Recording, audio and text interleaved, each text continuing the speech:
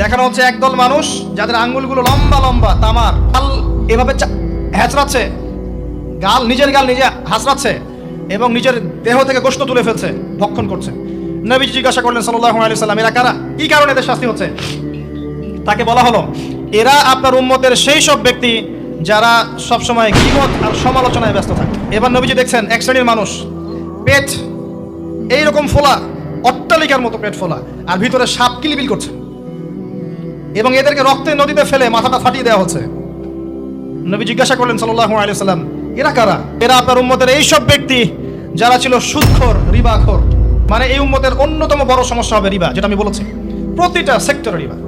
সবচেয়ে নিম্ন পাপ নিজের মায়ের সাথে জেনা করা, সবচেয়ে উচ্চ পাপ আল্লাহ এবং তার রাসূলের সাথে যুদ্ধ করা, এটা হলো সুদ।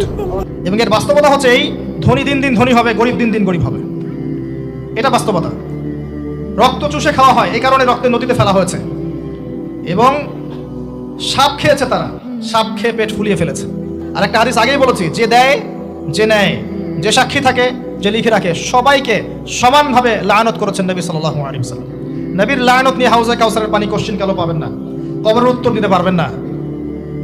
এমনকি নবী সাল্লাল্লাহু আলাইহি ওয়াসাল্লামের সুপারিশ আপনার কপালে নাও জুটতে পারে, সতর্ক হয়ে যান। তিনি আসছেন, দেখলেন এক শ্রেণীর মানুষ আগুন, বড় বড় আগুনের দলা, এগুলো মুখে ঢুকাচ্ছে, পিছনের রাস্তা দিয়ে বের হয়ে যাচ্ছে।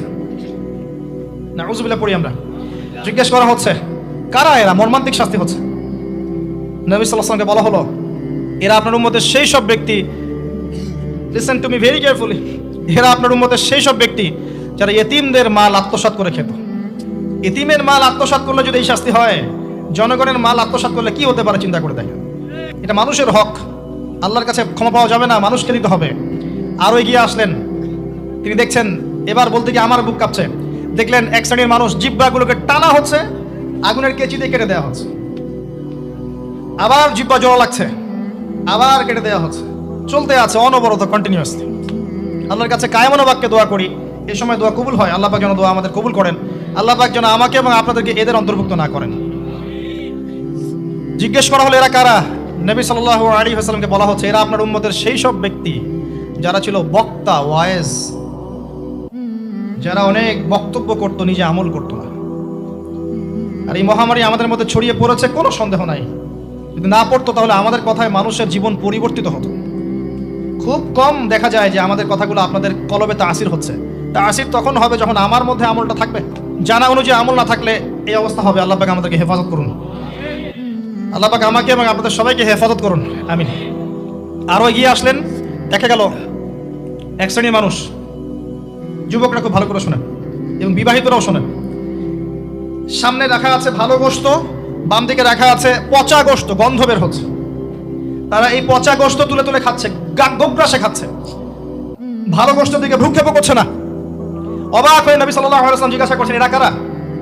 তাকে বলা হচ্ছে, এরা আপনার উম্মতের সেই সব ব্যক্তি যাদের ঘরে পবিত্র স্বামী ছিল, বাইরে অন্য পরপুরুষের সাথে প্রেম করেছে, যাদের ঘরে পবিত্র স্ত্রী ছিল, বাইরে পরকিয়া করেছে। আর এখন যত মিডিয়া আছে দেখবেন, সিরিয়াল, মুভি, জাবি জাবি, এরা পরকিয়া শিখায়, জেনা এবং পরকিয়া শিখায়। খেয়াল করে দেখবেন, একটা ছেলে মেয়ের অবাধ মেলামেশা, হারাম মেলামেশাকে এমনভাবে উপস্থাপন করা হয়, মনে হয় এটা একটা পবিত্র ইবাদত মনে হয়, এবং বোঝানো হয় যে প্রেম তো পবিত্র, পবিত্র প্রেমে কি সমস্যা? আরে প্রেম পবিত্র তখন যখন আমি আমার স্ত্রীর সাথে প্রেম করব। গোশত খাচ্ছে, পচা গোশত। আর একটা বলি, ঠিক এরপরে নবী সাল্লাল্লাহু আলাইহি ওয়াসাল্লাম দেখলেন একটা চুলা দেখলেন, চুলার নিচের দিকটা হচ্ছে প্রশস্ত, মাথাটা সংকীর্ণ, এরকম, মানে তন্দুর রুটি ভাজে, দেখেছেন রুটি যে ভিতরে দেয় একটা এরকম গোল চুলা থাকে, সামথিং লাইক দ্যাট। নিচে দাউ দাউ করে আগুন জ্বলছে, আর এখানে কিছু মানুষকে জ্বালানো হচ্ছে। যখন নিচ থেকে আগুন এরকম করে আসছে, তখন এরা আগুনের তাপে উতলে উঠছে, আগুন নিচে নেমে যাচ্ছে, এরা আবার আস্তে আস্তে নিচে নেমে যাচ্ছে। এভাবেই হাদিসে ব্যাখ্যা করা আছে। নবী সাল্লাল্লাহু আলাইহি ওয়াসাল্লাম জিজ্ঞাসা করলেন, এরা কারা? বলা হলো, এরা আপনার উম্মতের সেই সব ব্যক্তি যারা জেনায় লিপ্ত ছিল। তিনি আরো এগিয়ে গেলেন, জেনা সম্পর্কে কয়েকটা হাদিস এসেছে।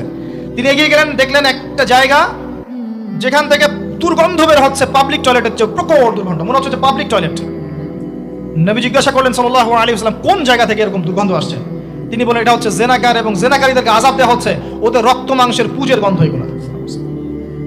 দেখলেন এক শ্রেণীর মানুষকে একটা শরবত খাওয়ানো হচ্ছে, শরবত জাহান্নামীদের রক্ত মাংস পুজের নির্মিত। তার নাম হচ্ছে তিনাতে খাবাল। কি নাম?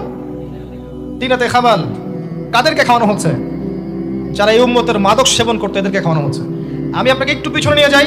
আলোচনা শুরু করেছিলাম যেখান থেকে, ওই যে মৌলিক সমস্যাগুলো যেটা বলেছিলাম এই উম্মতের মধ্যে এখনো আছে, এটাই সেই পাপগুলোর শাস্তি যেটা কিয়ামত পর্যন্ত উম্মতের মধ্যে থাকবে। মাদক, পর্নোগ্রাফি, এই যে আপনার বিহায়াপনা, জেনা, সুদ, এগুলো এখনকার মৌলিক সমস্যা। এগুলোই হবে এই উম্মার বড় বড় সমস্যা, যার কারণে উম্মতের বেশিরভাগ মানুষকে ওখানে আযাব দেওয়া হচ্ছে। আল্লাহ পাক আমাদেরকে হেফাজত করুন। এরপরে ভাবে তিনি আরো কিছু শাস্তি দেখেছেন। দেখে আসার পথে জাহান্নামের যে বর্ণনা দিয়েছেন, যে বেশিরভাগ মানুষ সেখানে হচ্ছে জাহান্নামে নারী জাতি। কি কারণে তারা বেশিরভাগ জাহান্নামে যাবে? লানত করার কারণে, অভিশাপ দেওয়ার কারণে, স্বামীর অকৃতজ্ঞ হওয়ার কারণে। সারা জীবন স্বামী করে যাবে, একদিন ঝগড়া লাগলে বলবে সারা জীবন তোমার কাছে কোনো ভালো ব্যবহার পেলাম না।